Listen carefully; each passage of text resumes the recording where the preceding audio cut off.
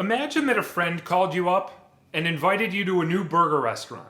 They have the best burgers in the city with lines around the block. So you go, and you finally get to the front of the line, and there's a great selection of burgers to choose from. First, they have lots of delicious plant-based burgers. Mushroom burger, veggie burger, Beyond Burger, Impossible Burger, many others. And they also have the freshest, best beef burger you could ever want. But there's a catch. You see, they have a live cow in the restaurant. All you have to do is look that cow in the eyes, say the word, and they'll kill her and cook up your burger. But if you order one of the plant-based burgers, they'll just send her to the local animal sanctuary to live out the rest of her long life, which is around 20 years. What would you choose? Would you opt to kill the cow? Or would you be more likely to eat one of the plant-based burgers and let her go? Now let's reframe the scenario. This time when you get to the front of the line, the cow is no longer there, because now she's miles down the road in a slaughterhouse. But it's the same cow with the same person slaughtering her and with the exact same knife. Now what do? Do you order the beef burger this time around? You're probably much more likely to, right? Because we're not normally asked to think about the consequences of a behavior like ordering a burger. And as a guy who grew up in the Midwest, there was a time not that long ago that I would have happily ordered the beef burger. But what's the core difference between the two scenarios other than your proximity to the cow? It's just much easier to buy the beef burger when you don't see where it comes from, or more importantly, who it comes from. And while I played with the timeline a bit, as the cows that you eat don't typically get slaughtered moments before you eat them, the process is exactly the same. Because the only reason cows are bred into existence and get slaughtered is to meet the ongoing demands of consumers like us. Yet the animals are not in on this game plan, and they'd want no part of it. But we live in a supply and demand marketplace, and we pay for it to happen every day, all day. That's why it happens. And this exemplifies a very important issue that's worthy of our attention, which leads me to the subject of compassion. Because compassion is one of those things that makes us human. And I think most people believe that they're compassionate, and I would agree. But the problem is that compassion has a very notable blind spot. And it's important to take a close look at this blind spot so that we could do something about it. Now, if we're going to talk about compassion, let's first define it. Compassion is showing sympathy or concern for the suffering of others. And the question is, who are these others that we're compassionate towards? Well, we tend to be compassionate towards people, family, friends, even strangers. And what about animals? Most people are not only compassionate towards animals, but they consider themselves to be animal lovers. Now, there are 3 categories of animals which are quite arbitrary, but they're very well established in our culture. One category is pets, our amazing companion animals, such as dogs and cats. We love them like family members, there's no doubt about it. Another category is wildlife. Now, people tend to revere and respect wildlife, love watching them in their natural surroundings. Elephants, dolphins, lions, giraffes. And the final category is livestock, poultry, and seafood. Chickens, cows, pigs, lamb, fish, lobsters, and many others. These are the animals that we eat on a daily basis. We make clothing and other goods from their skins, fur, wool, and we take things they produce, like eggs and milk. This is the group of animals that I'd like to spend some time talking about, because this is precisely where the blind spot of compassion lives. And it's worth noting that the animals in all 3 categories are really the same in all the ways that matter. It's just that our relationship with them is so different. And unlike plants, animals are sentient. They are conscious beings that are able to perceive and feel things. And many experience a range of emotions not so dissimilar from a dog or from us. And they don't want to die. They don't want to suffer, just like we don't. And it's obvious from their behavior. I've seen it where cows and pigs are terrified and shaking as they're forced onto the kill floor of a slaughterhouse. Allow yourself to really absorb this. Feel something here that you might not normally feel or think about. And let's imagine that we took a field trip to a beautiful animal sanctuary. and you met this pig. Now, pigs are cute and actually quite smart, typically smarter than dogs, and studies have shown that in some respects they're as smart as a 3-year-old child. Now, I'll bet there's very few, if any, people listening to my voice that would want to inflict pain on this pig. Of course not. Why would you? But let's assume that we're all there and that's exactly what someone does. Some random guy walks up to this pig and gives him a kick. What would you think of that person? I'm guessing you would think that he's quite cruel. I mean, his actions run totally counter to your sensibilities and your compassion towards animals. You would never condone it. But what's the difference between that pig and this one?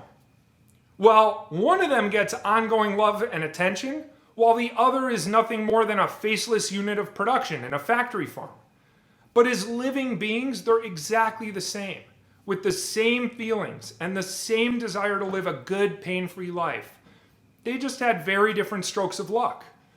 And while people would never think of inflicting pain on the pig in the sanctuary, they'll readily pay for someone to do far worse to other pigs on their behalf, including killing them.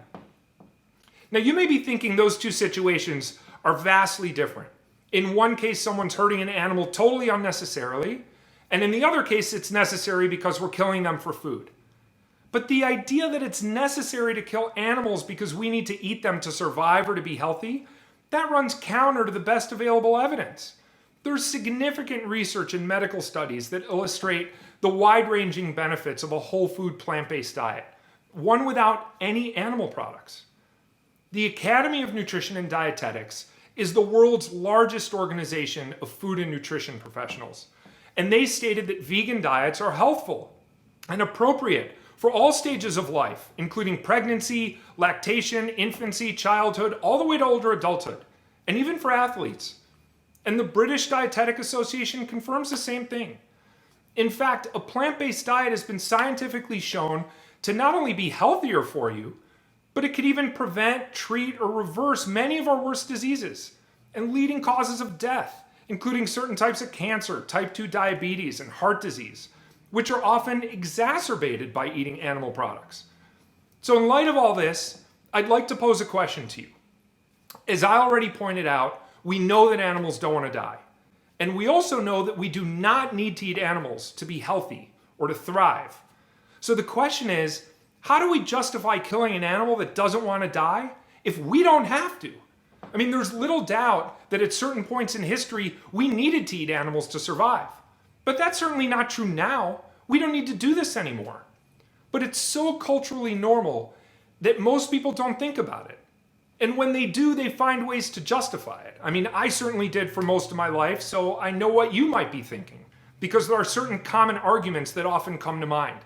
So let's go through just a few of them right now. Like, you might be wondering, well, where do you get your protein? Well, the idea that you need to eat animal products for protein is a myth. I mean, you could actually get all of the high quality protein you need from plant foods, whether it's vegetables, leafy greens, beans, chickpeas, nuts, seeds, the list goes on. And there are so many delicious products made from these types of ingredients, so it's easy to eat a wide variety of foods. And by the way, there's an incredible list of vegan athletes around the world in all manner of sports, including bodybuilding and powerlifting. These people are certainly not protein deficient. You may also wonder, well, what if I just buy from the happy farms? Humanely raised meat, cage-free eggs, organic. Well, first of all, it's important to know that the overwhelming majority of the animal products that we eat come from factory farms. And many of the things that happen in factory farms also happen in the so-called happy farms. Now, I imagine that, like most people, you would have a very hard time watching footage of many of the things that happen in animal agriculture. I mean, what if I started playing a video that gave you a look behind the scenes? Would you turn it off right now? Would you let kids in your family see it? It's really hard to watch, and I'm speaking from firsthand experience. But let me actually tell you just a few of the things that you'd see. Like in the dairy industry, cows are artificially impregnated every year, and within 24 to 48 hours after giving birth, they're separated from their baby calves who want to drink their milk and be with their mother. I can't tell you how sad it is to see mother cows desperately trying to stay with their babies as they get taken away from them. And why do we do this? so that we could take her milk for ourselves. But cow milk is biologically designed to help turn a small baby calf into ultimately a massive adult cow that typically weighs well over 1,000 pounds. Why are we drinking the milk of another species? And when mother cows stop producing after a few short years, they're deemed spent and get sent to the slaughterhouse. And the baby male calves are either killed, or they become veal after a few months, or they're sold into the meat industry for ultimate slaughter. Or pigs that live in their own waste with little to no room to move, getting stunned with bolt guns or electric shock, and then hung upside down, throats slit open. I mean, they eventually get cut into small pieces and sent to your local supermarket as bacon or pork chops, ham. And in the egg industry, did you know that baby male chicks, which of course don't lay eggs, they're a waste product. So we kill them on their first day of life by the millions. Some get ground up alive, some are suffocated and gassed. And I'm barely scratching the surface. And for the small percentage of animals that are living on some kind of happy farm, does that justify sending them to the slaughterhouse and killing them at a small fraction of their lifespan? I mean, would you accept that if applied to a dog? There are parts of the world in which dogs are eaten. So what if we took perfectly happy and healthy dogs at the age of 2, and we slit their throats in the middle of the night so that we could eat them? And let's say that we bred them for this purpose, and they didn't even know it was coming. Is that humane because they lived a good life until the age of 2 when they were killed? I'm simply suggesting that we treat all animals with the same level of respect and dignity. And there are many people that justify eating animals because they think animal products are tasty. But what's more important, the taste pleasure you get for 10 minutes while eating an animal product, or the life and suffering of that animal? Because you don't have to value the life of an animal as being equal to that of a person. All you need to do is value the life of an animal more than your taste enjoyment. Now, one might even argue that it's natural to eat other animals.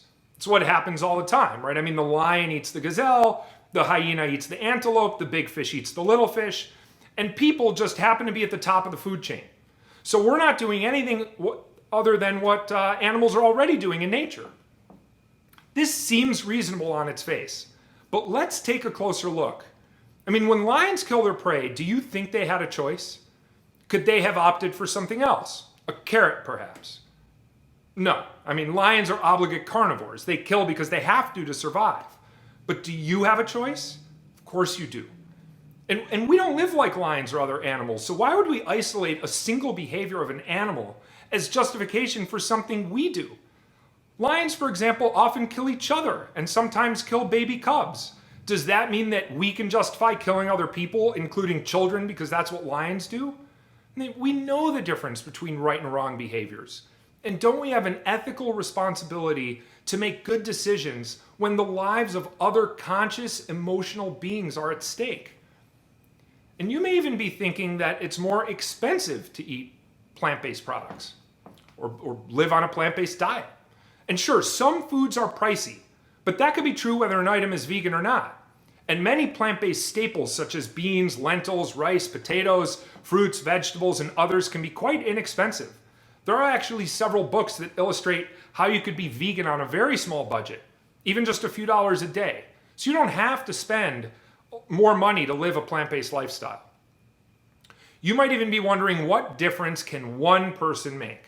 I mean, even if you stopped eating animals today, you'd still be surrounded by many people who haven't yet made such a change. But here's what you should keep in mind. You vote with your dollars every time you purchase food, which is for at least, 3 meals a day? And you can vote to perpetuate unnecessary suffering that you would never want to witness, or you can vote for plant-based products that are better for your health, the planet, and all the animals we share it with.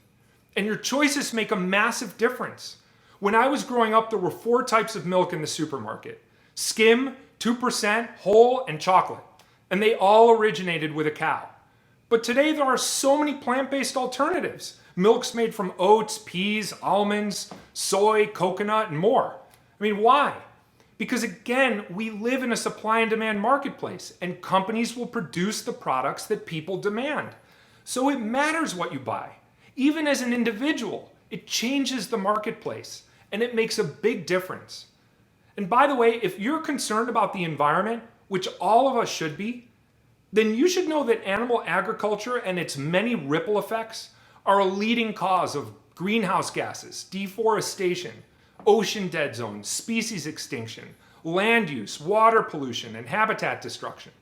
I mean, when you put it all together, you'll be hard-pressed to think of another issue that has such far-reaching ramifications, which is a good reason to stand up for this issue, because it affects not just animals, but also our planet and people on a massive scale. I mean, eating animal products has a detrimental health impact on millions of people. Animal agriculture is accelerating our most devastating environmental concerns, and it directly results in the intentional death of over 70 billion land animals and an estimated trillions of marine animals every single year. But the good news is that we could make a massive positive impact here.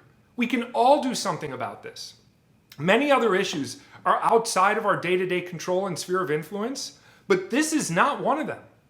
And people ask me all the time, okay, I'm ready to make a change. How should I start? Like, what would I eat?